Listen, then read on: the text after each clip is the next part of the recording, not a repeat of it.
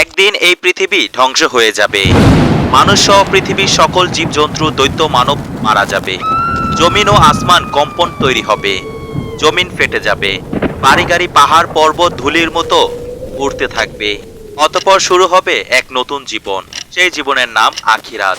সবাইকে এই দুনিয়ার সকল কাজকর্মের হিসাব দিতে হবে। কে যাবে জান্নাতে, কে যাবে জাহান্নামে। মহান আল্লাহ রব্বুল আলামিন সবাইকে পুনরায় জীবিত করে হাশরের ময়দানে দাঁড় করিয়ে দিবেন। সেদিন প্রত্যেক মানুষকে 5টি প্রশ্নের উত্তর দিতে হবে। হাদিস শরীফে এসেছে, কিয়ামতের দিন কোনো আদম সন্তান 5টি প্রশ্নের উত্তর দেওয়া ছাড়া এক পাও নড়তে পারবে না। সেদিন তাকে জিজ্ঞাসা করা হবে তার জীবনের লক্ষ্য ও উদ্দেশ্য কি ছিল এবং তার যৌবনকাল কিভাবে কাটিয়েছে, কিভাবে সে উপার্জন করেছে এবং তা কোথায় ব্যয় করেছে, তার জ্ঞান বা বিবেক অনুসারে কর্ম করেছে কিনা এবং মহান রবের ইবাদত করেছে কিনা। সে তার নিজের স্ত্রীকে আগুনে পুড়িয়ে হত্যা করেছে, অতঃপর সে জাহান্নামী। অনেক টাকা পয়সা থাকা সত্ত্বেও দান খয়রাত করেনি, অথচ সেই টাকা দিয়ে নেশা করেছে, অতঃপর সে জাহান্নামী। সে একটি মেয়ের সাথে জিনা করেছে এবং সে সর্বদা খারাপ কাজে লিপ্ত থাকত, অতঃপর সে জাহান্নামী। নিজের স্বামী থাকা সত্ত্বেও অন্য পুরুষের সাথে জিনায় লিপ্ত হয়েছে, অতঃপর সে জাহান্নামী। ইসলামের দৃষ্টিতে সুদ ও ঘুষ খাওয়া হারাম।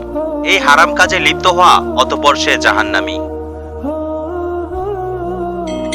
আল্লাহ ব্যতীত অন্য কেউকে রব বলে স্বীকার করা এবং মূর্তি পূজা করেছে, অতঃপর সেও জাহান্নামী। যারা তাদের কৃতকর্মের কারণে জাহান্নামে যাবে, তারা অনন্তকালের জন্য জাহান্নামীর কঠিন শাস্তি ভক্ষণ করবে।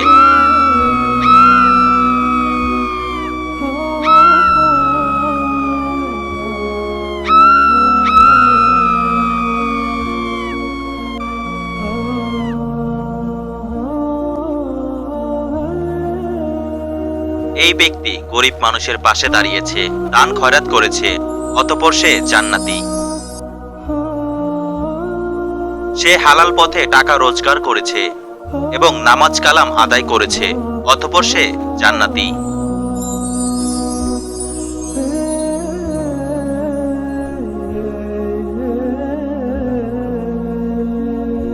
অসহায় মানুষের সেবা যত্ন করেছে এবং সে মানুষের উপকার করেছে, অতঃপর সে জান্নাতি।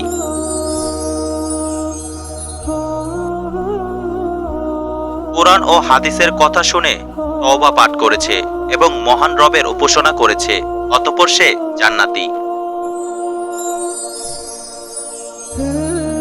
কোরআনের জ্ঞান শিক্ষা দিতে গিয়ে কাফেরদের হাতে পাথরের আঘাতে শহীদ হয়েছে, অতঃপর সে জান্নাতি।